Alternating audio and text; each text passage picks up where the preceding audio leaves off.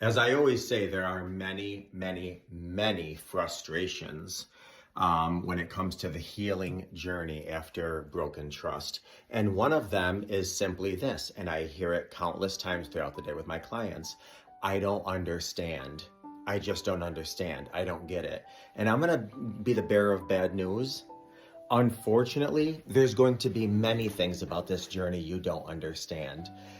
One of the biggest reasons is because your partner, your spouse, your significant other, there's things they don't understand.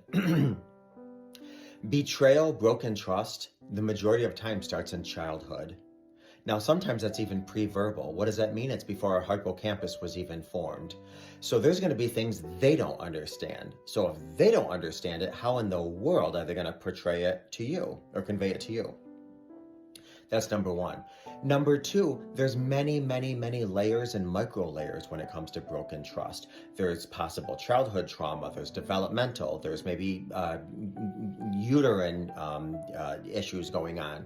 There's examples, there's environment, there's nature and nurture. There's so many microcosms at play for betrayal. Now, obviously, you're probably looking at this, rolling your eyes, thinking, okay, adults are adults, they know better. Got it. Absolutely.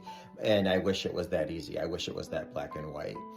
Bottom line, there's just some things you're not going to understand, and that is a frustrating reality of reconciling or rebuilding or even trying to move on if you don't do those things. I mean, face it, historians that have studied the Bible all of their life still don't know everything about the Bible.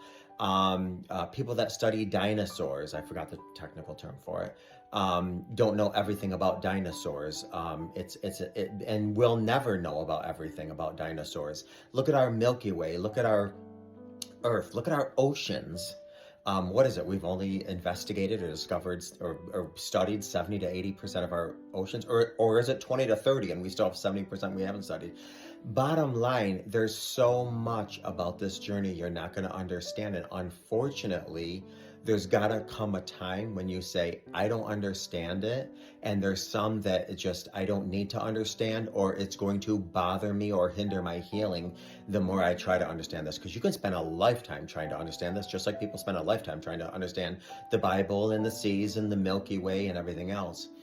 There has to come a time when you get the gist of what you need to get so you can close that chapter and say, you know what?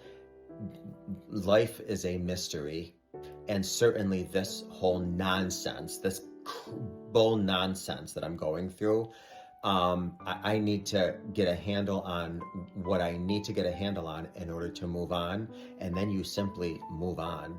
Now, obviously, closing that door doesn't mean you never talk about it again, you never get triggered, you never, inquire. Of course, all those things, but you just don't let it allow you to debilitate you or to prevent you from moving forward. So I get it, it's frustrating. There's going to be lots of question marks, but you can't let those question marks hinder your healing, because just like all those other things I mentioned, you'll never fully heal if that's the case, because there's many layers, there's many micro layers.